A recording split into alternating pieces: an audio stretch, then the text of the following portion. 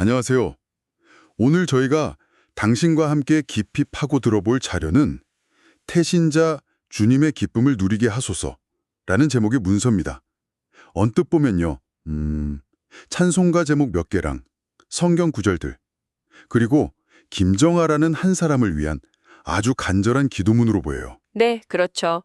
근데 이런 자료를 그냥 기도문이구나 하고 넘기면 그 안에 숨겨진 아주 정교한 구조를 놓치기 쉽거든요. 아, 그런가요? 이건 단순히 한 사람 잘 되라고 비는 글이 아니에요. 뭐랄까, 한 사람의 세계관, 특히 기쁨이라는 아주 근본적인 감정의 정의를 완전히 바꾸려는 의도를 가진 일종의 설계도에 가깝습니다. 설계도라니. 되게 흥미로운 표현이네요. 네. 그럼 오늘 저희의 미션은 이 기도문이라는 설계도를 역으로 한번 추적해보는 거겠군요. 태신자라는 이 낯선 단어는 대체 무슨 뜻인지, 또 이 문서가 말하는 진짜 기쁨과 가짜 기쁨은 어떻게 다른지, 그리고 궁극적으로 궁극적으로 이 모든 과정을 통해서 김정아라는 사람에게 뭘 기대하는 건지 그 속내를 한번 제대로 들여다보겠습니다. 자, 그러면 바로 본론으로 한번 들어가 보죠. 문서 곳곳에 태신자 김정아라는 표현이 계속 나오잖아요. 네, 반복적으로 등장하죠. 김정아는 사람 이름인 게 분명한데 태신자라는 말은 일상에서는 거의 들어본 적이 없는 단어거든요. 이건 어떤 특별한 의미가 있는 용어인가요? 맞아요. 이건 한국 개신교, 특히 일부 교회에서 사용하는 좀 독특한 용어입니다. 기도문 내용을 보면 힌트가 있어요. 아, 어떤 부분이요? 태신자 김정아가 구원을 얻고 기쁨의 눈물을 흘릴 나를 바라보며 기도드립니다라는 문장이 있죠. 네, 있어요. 이걸 보면 아직 구원을 얻지 못한 사람, 그러니까 아직 교인이 아닌 사람이라는 걸 알 수 있습니다. 아, 그렇군요. 그러니까 전도 대상을 지칭하는. 정확히는 그 이상이에요. 한자로 태가 아이를 뵐 태자거든요. 아, 즉, 믿음을 잉태할 사람이라는 굉장히 상징적인 의미를 담고 있는 거죠. 그냥 전도 대상자라고 부르는 것과는 감정적인 무게가 완전히 달라요. 와, 내 마음속에 이 사람의 믿음을 품고 아이를 키우듯 기도와 정성으로 돌본다는 그런 뉘앙스가 아주 강하게 담겨 있습니다. 와. 그냥 대상이 아니라 거의 관계를 설정하는 말이네요.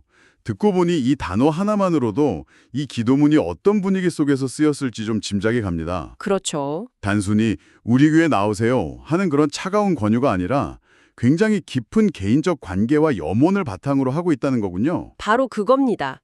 이 용어는 전도라는 행위를 매우 개인적이고 장기적이며 어떤 영적인 돌봄의 과정으로 바꿔놓는 힘이 있어요.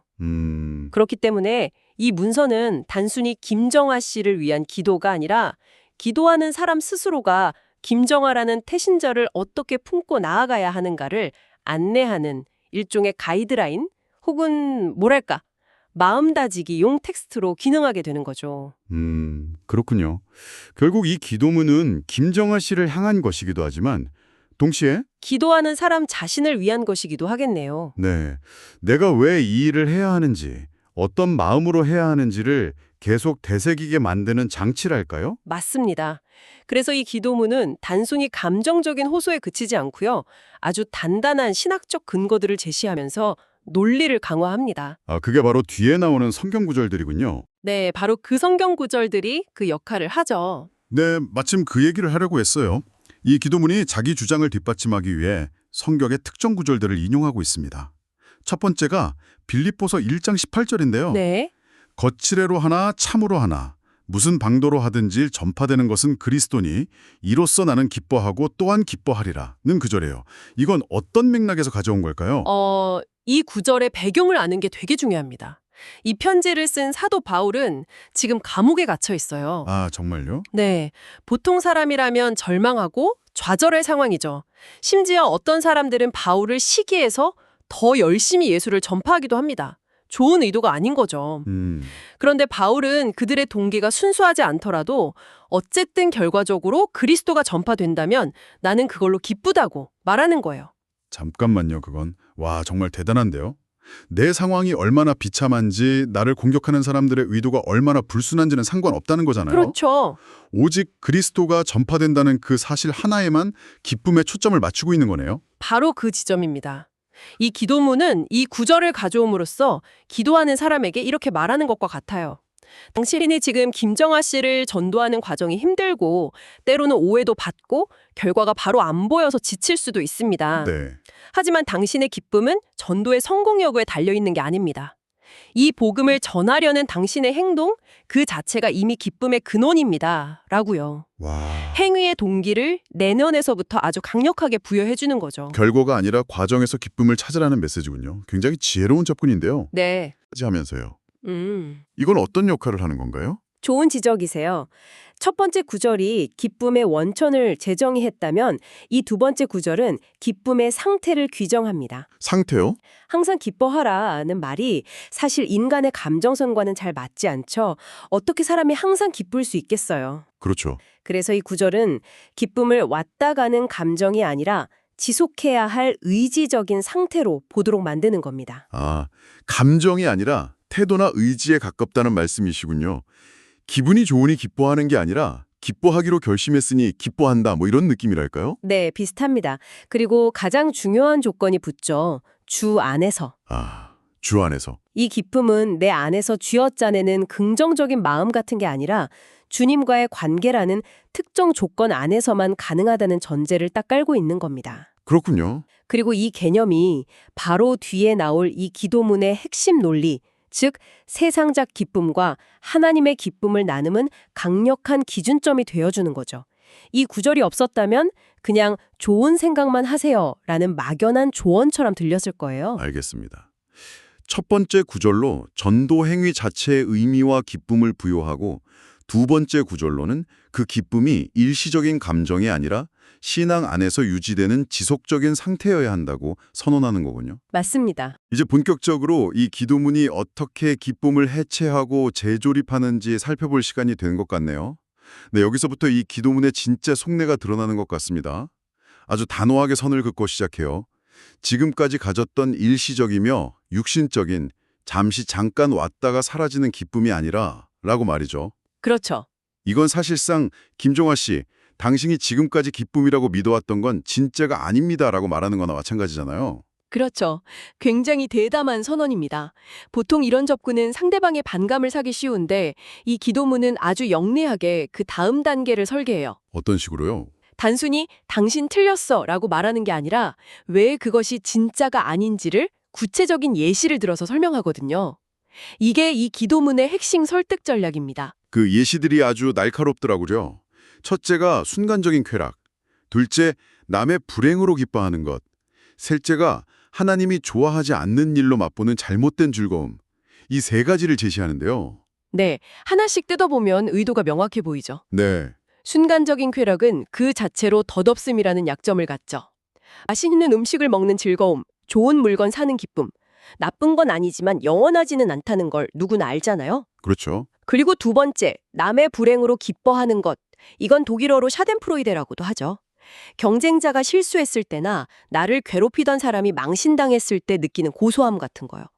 이건 비윤리적이라는 약점을 건드립니다. 아, 사실 이건 꽤 보편적인 인간의 감정이기도 해서 이걸 잘못된 즐거움으로 딱 규정하는 것 자체가 굉장히 강력한 도덕적 선언인 셈이에요. 마지막 하나님이 좋아하지 않는 즐거움은 앞에 두 개를 종합하면서 뭔가 신앙적인 쐐기를 박는 느낌이네요. 맞아요.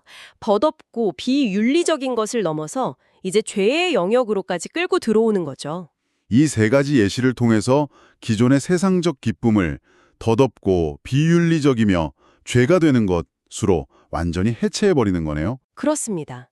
듣는 사람, 즉 이 기도의 대상인 김정아 씨 입장에선 자신의 삶을 돌아보게 만드는 거죠. 내가 즐거워했던 순간들이 이런 것들이었나? 하고 스스로에게 질문을 던지게 만드는 겁니다. 그렇게 기존의 가치관의 균열을 낸 뒤에야 비로소 새로운 대안을 제시할 공간이 생기는 거죠. 그 대안이 바로 하나님께서 주시는 참된 기쁨이겠군요. 세상의 기쁨을 그렇게 철저히 무너뜨리고 난 자리에 이 기도문은 어떤 새로운 기쁨의 집을 짓고 있나요? 기도문은 아주 구체적으로 세 개의 기둥을 세웁니다.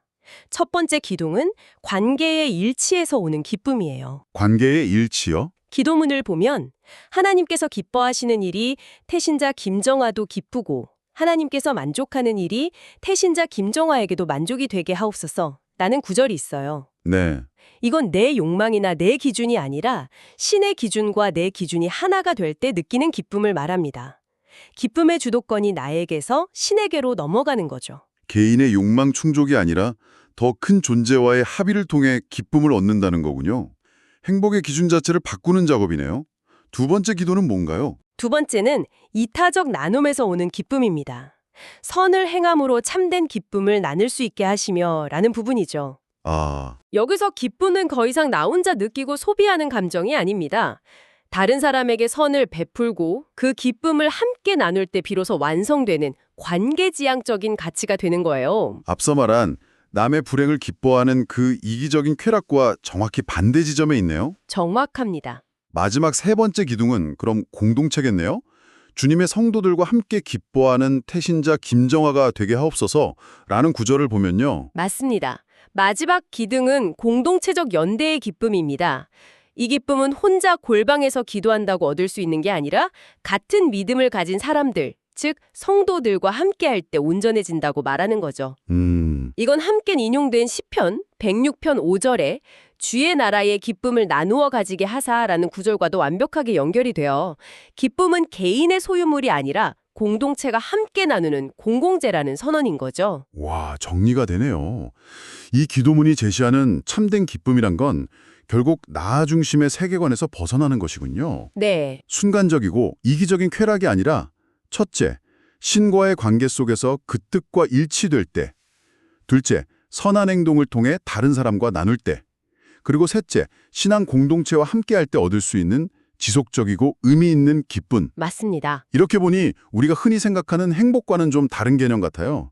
행복이 개인의 만족감에 가깝다면 이건 관계, 즉 신, 타인, 공동체 속에서만 성립되는 가치처럼 들립니다. 정확한 분석입니다. 세상적 기쁨을 뺄셈의 논리, 즉 더덥고 비윤리적이고 잘못된 것이라고 무너뜨린 뒤에 하나님의 기쁨을 덧셈의 논리, 신, 더하기 타인, 더하기 공동체 이런 식으로 새롭게 구축하는 거죠. 와, 이 과정 전체가 한 사람의 가치관을 바꾸기 위한 매우 정교한 심리적, 논리적 흐름을 따르고 있습니다. 그렇다니 이 문서는 대체 누가 왜 이렇게 정교하게 만든 걸까요?